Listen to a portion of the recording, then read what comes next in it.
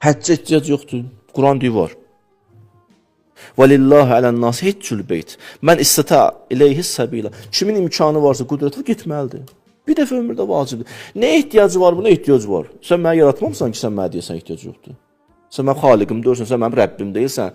Sən öz fikrində də özün bilərsən, getmirsən. Allah deyir, yox buna ehtiyac yoxdur, bu boş söhbətdir, bunun üstündə bir elmi mühazirə də olsun. Yox, Allah deyir var, Quran deyir var. Yaradan deyir lazımdır. Hələ bunun məsələn ictimai tərəfləri nədir, fərdi ibadət yönü, xeyri faydası nədir? Bəli, özü qalsın bir tərəfə.